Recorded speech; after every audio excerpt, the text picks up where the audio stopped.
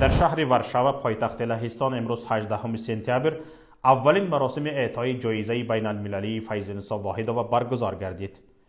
بزرگمهر یاروف وکیل معروف دفاع و از دوستان خانم واحدوف صاحب این جایزه شد. مراسم اعطای جایزه با سخنرانی الهام جان یعقوبوف مسئول دبیرخانه جایزه بین المللی файзенса واحدوف آغاز یافت. Из 40 кандидатов, которые поступили в комиссию, смогли сначала делать шорт-лист, такой короткий лист, который были 3 кандидатов. Это был Каримджон Йоров, Изатамо и Бузургмех Йоров.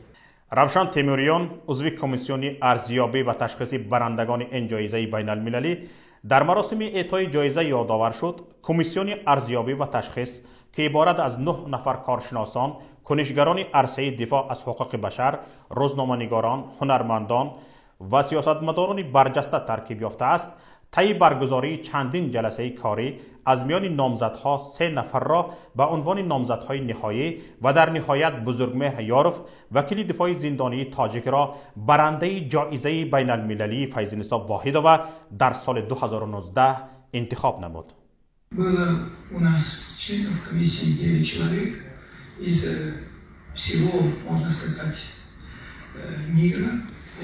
К сожалению, 9 человек это настоящие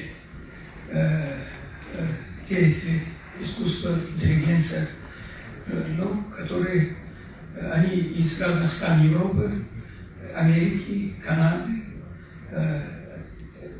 Мы, конечно, решили не называть имена их, не разглашать. Единственный из 9 это я, который может and in shortlist, and we decided to award Mehter Buzurgmer Yorov. جایزه بین المللی فیض‌نسا واحدوف عبارت از تندیس، لوح تقدیر و مبلغ به مقدار $3000 آمریکایی می باشد. الهام جان یعقوبوف رئیس انجمن مهاجران آسیای مرکزی در اروپا و مسئول دبیرخانه جایزه بین المللی فیض‌نسا واحدوف همچنین به 5 نفر از کنشگران عرصه دفاع از حقوق بشر، عزت امان فعال اجتماعی تاجیک مقیم روسیه، کریم جان یاروف فعال اجتماعی تاجیک مقیم روسیه، استیو سیورلوف پژوهشگر مسائل آسیای مرکزی در سازمان بین المللی هیومن رایتس واچ، ماریوس فاسوم نماینده منطقه‌ای کمیته هلسینکی در آسیای مرکزی، دختران فعال در عرصه دفاع از آزادی رسانه در تاجیکستان را به جهت خدمات و فعالیت‌هایشان لوح تقدیر افتخاری این جایزه را اعطا کرد.